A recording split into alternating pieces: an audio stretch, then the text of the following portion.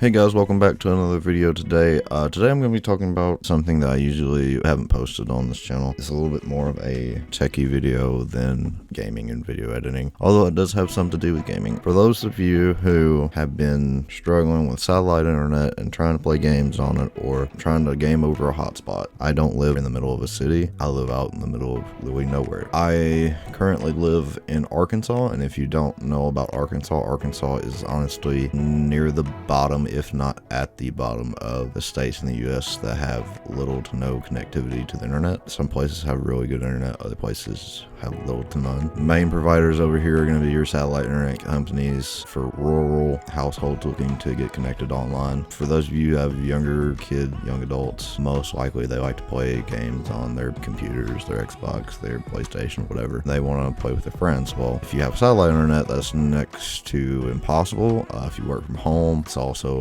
really frustrating to have to deal with the really high latency that satellite offers and the really low speeds during the day and the outrageous cost and data cap. Today, I'm just going to talk to you guys about LTE. If you have a hotspot on your phone, you know what I'm talking about. Really, if you have any newer phone, you know what I'm talking about. So for the past almost 2 years, I've been using a company that basically has a contract with a cell carrier. So like, for instance, T-Mobile, AT&T, Verizon, whatever, Sprint. And they basically have a contract with them. You pay the company, they send you a SIM card. They also send you a router or router modem combo that you use to get connected to the internet. Their SIM cards are already activated. You just turn on the modem, or you insert the SIM card in the modem and then turn it on and it works. It doesn't come without its flaws. It's subject to cell towers going down, congestion on the cell tower, just like if you're in a big city and you're on your phone. Sometimes you won't get the best speeds on your mobile internet. It's susceptible to that as well. So I started out with the company I'm with AT&T. It was alright, you know. I didn't have a booster or anything, so I was just going off of literally the modem in the house and then connecting it to all the devices and playing games, watching videos, whatever else we did on it. It was unlimited. It was fine. About the August, September last year, they sent me a text saying AT&T changed their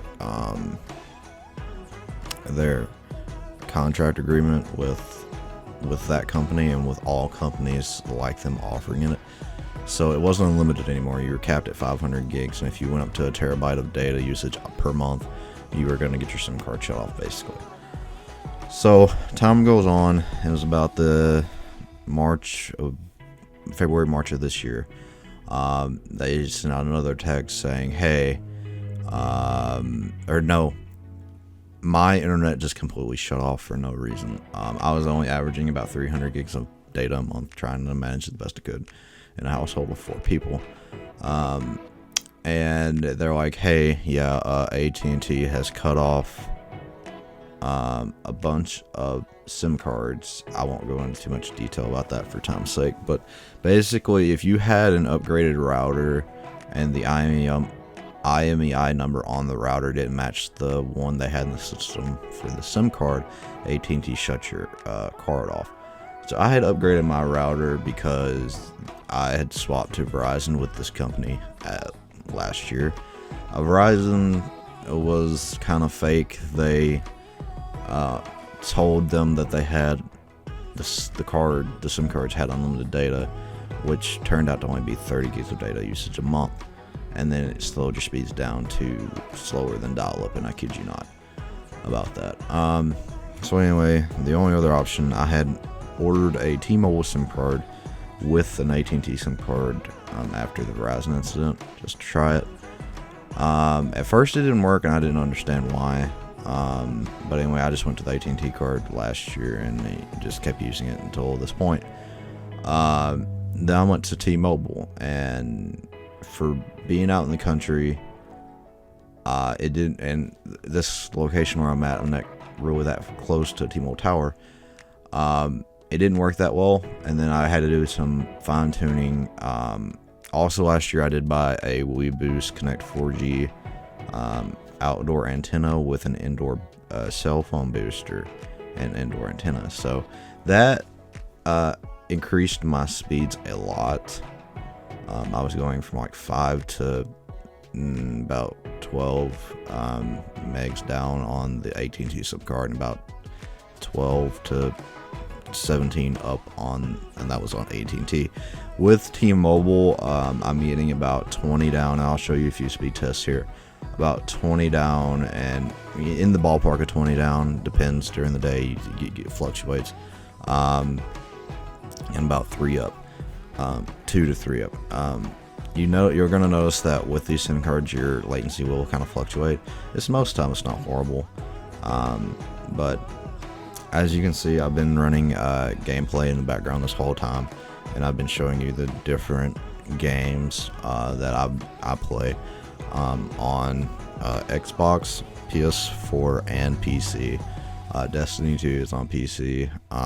Battlefield 5 is on PS4, and then I'll throw up some Xbox gameplay of some sort here. But I just wanted to give this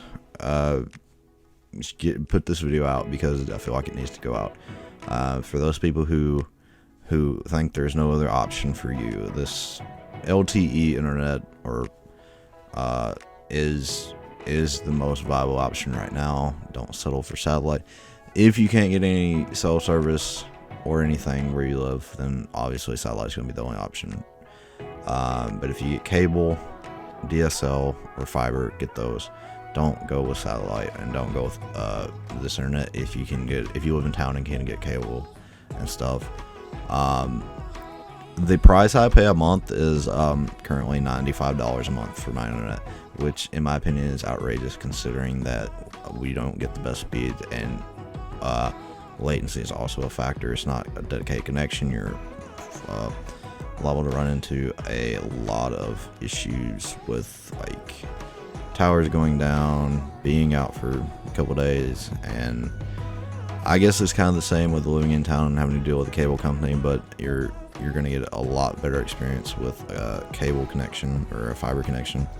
Also, if you're trying to play games on an LTE connection, if you're not really close to the tower, you're not going to be pulling a lot of bandwidth. So if, let's say, somebody's in the other room watching Hulu in HD on a Roku, they're going to be pulling all the bandwidth, and you're going to be left with next to none. Sometimes I will go from like 4-barring in Discord, which is just voice chat, is all we're using it for.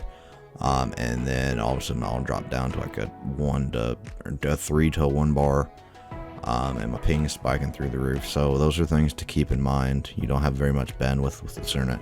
However, next year supposedly we are going to be getting, if everything goes through, Elon Musk is working on a Starlink satellite internet, which you can research more on that, but basically it's going to be a low Earth orbit satellite that beams down broadband signal to the antenna on top of your house, which is supposedly going to give you gig speeds and 15 to 20 millisecond ping, which if it provides enough bandwidth and it lives up to what they think it's going to be phenomenal, and I can't wait.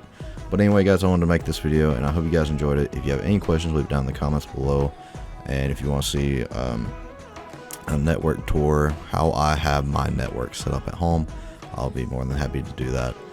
Just let me know what you guys think down in the comment, and if you enjoyed, don't forget to leave a like, comment, and subscribe to the channel if you're new, and we'll see you guys later with a new video.